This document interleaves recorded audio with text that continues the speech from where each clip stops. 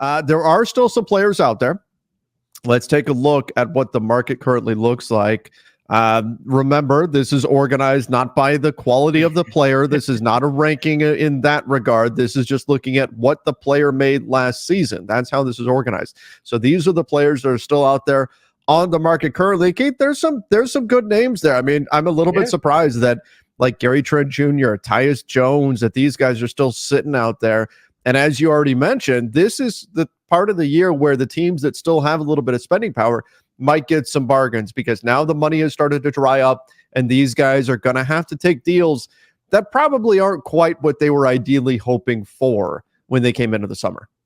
Yeah, without a doubt. Like, so if you look at like Gary Trent Jr., he's played for above the mid-level the last couple of years. I assume he was thinking, all right, worst comes to worst, I get a mid-level deal. Now, he is also slightly different in that he's considerably younger than just about everybody who's on this first page of the available players, because he's only 25. So this is a guy who, not that there's like a ton of growth potential left, but should be able to fit in as a 3-and-D wing for a lot of teams. So I'm very curious to see what happens with him. But I even think like Kyle Lowry, I think at this point we could probably pencil him back to the Sixers on a minimum. Yeah. But like Gordon Hayward, I know it ended really poorly for him with the Oklahoma City Thunder.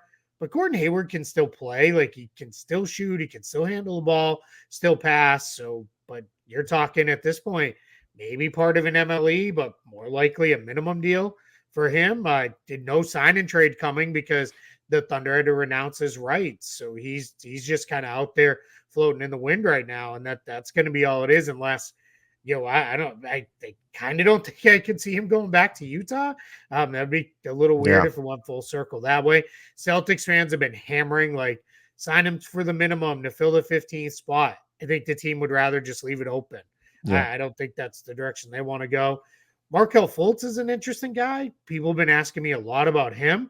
Why is he out in Orlando? Well, one, they signed KCP. They don't even have room for Anthony Black right now to play in that backcourt, because they have KCP and Suggs, we assume, as the starters. Then Cole Anthony and Gary Harris as the two backup guards. Yeah. There's no room to get Anthony Black, so there's really no room for Fultz.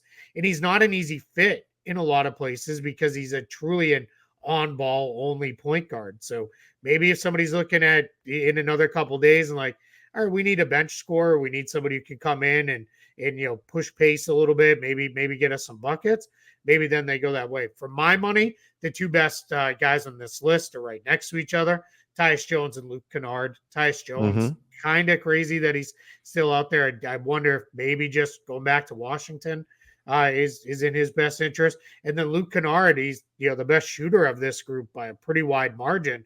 So I would assume maybe somebody wants him. The problem for Memphis is starting to run a little tight on roster spots.